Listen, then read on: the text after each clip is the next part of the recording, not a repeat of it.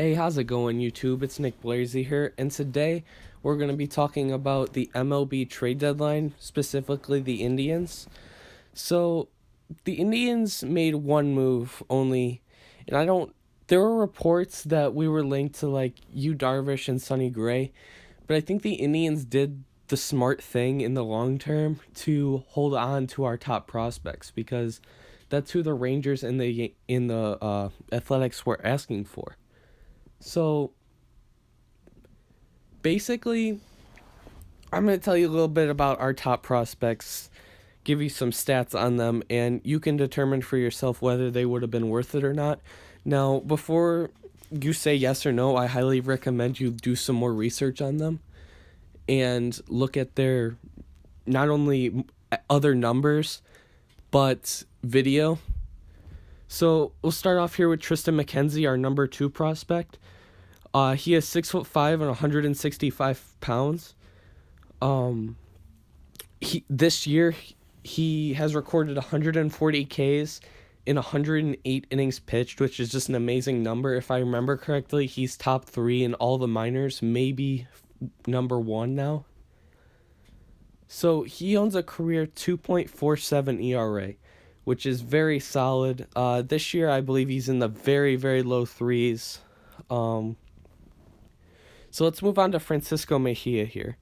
He has a career 297 average with 36 home runs and 229 RBIs. I believe that's in 4 seasons. So Mejia is a developing defensive catcher. I'd say right now he's definitely more offensive minded, and he's developing power at a steady rate as he's going through the minors. I feel like Mejia, especially given our current catching situation, it hasn't been great. Yan Gomes may slowly be getting there, but it really hasn't been good. So Mejia, maybe as soon as early next year, could be a solution to that problem. McKenzie, although it may be a couple years, starting pitching isn't our problem right now. So say maybe we lose Carrasco or Salazar or someone else to free agency, or maybe even an injury, he could step in the future and keep that rotation solid. So now we'll talk about who the Indians traded. Thomas Pannone and Samad Taylor. Pannone is a double-A left-handed pitcher.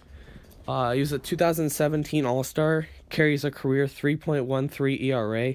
Now, I've seen him pitch in Lake County, and he was very solid.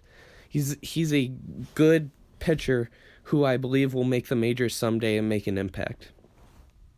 Now let's move on to the second baseman from Mahoning Valley, Samad Taylor. He's a right-handed batter, carries a career 297 average, 5 home runs, 33 RBIs, and 11 doubles. And like I said, that's only in 2 seasons, and that's short season ball. So I think once he gets into full season A-ball, that will really tell us how his career is going to unfold. I would not doubt if either of these guys are on the MLB top prospect list at any point in the near future. So that's who we gave up. So now let's get to Joe Smith. He has spent 5 years with the Indians previously. He was 18-11 his win-loss record. 276 ERA, 271 innings pitched, and 214 strikeouts. Now the strikeout numbers, those are great for the major league level. I don't know if it's amazing, but those are solid. Now I just think that the Indians not being super active and willing to sell off their very solid farm system, I think that's the smart move for the future, because when all these players we have now, Kipnis, Brantley, Kluber, all those guys, when they become free agents, we're not going to be able to pay all of them. So having these prospects come in and hopefully making an impact, that sounds a lot better, honestly. And I mean, Yu Darvish, judging from what the Dodgers got, or how the Dodgers got him, I'm assuming if the Indians talked to the Rangers, they were asking for either McKenzie or Mejia. Now, I have nothing to go off of. That's just my assumption because that's, I don't know. I mean, even if you go below our top two guys, people like Brady Aiken, even though he's had a somewhat rough season, that guy was a former number one overall pick, and if he can get back to pre-Tommy John form, that guy could be an established number one ace in some years. So, I mean, there's a lot of developing to do, but I feel like at the major league level, in a few years, if we just hold on to the guys we have, we could be set. So, let's go to the major league level now. So, Bradley Zimmer, called up earlier this year, was our number one prospect after the Clint Frazier trade. This dude is amazing. I don't even know. He's amazing. He's a 5-tool player. He can do everything. This guy can hit, can run, is an amazing defensive player. I don't even know words to explain this to. I mean, read around. I believe there was an article just a couple days ago about this guy being a great all-around player. I just can't say enough about him. Now, somebody that I've always liked a lot. I've followed him through the farm system a little bit. But, so we're going to talk about Indians third baseman Giovanny Urshela. Now, this guy, in my opinion, is easily one of the best defensive third basemen in the league. Now, I know there's a lot of decent ones. You can look at Machado, you can look at Arenado. But I think this guy's glove is right up there. I'm not saying he's better than them or even on the same level, but he's up there. So, and I mean, look at the highlights. You can see it.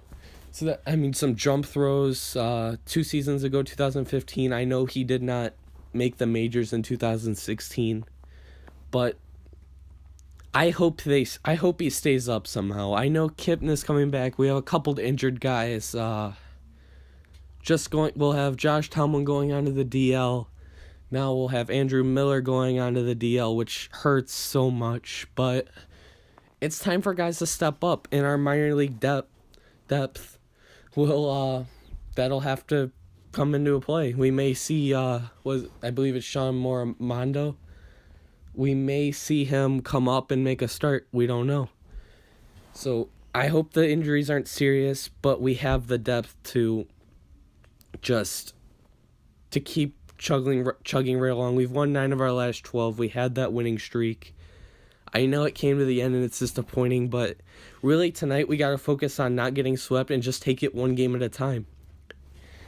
I know the guys love playing together. Terry Francona is my favorite manager in the league. I absolutely love his personality. I'm glad we found someone who's been able to stick around for a while. But I mean, we'll see where we go from here, but I am very happy with the move we made, and I know if any opportunity comes up to improve the team that the Indians will take it. I have faith in our front office, unlike a lot of people.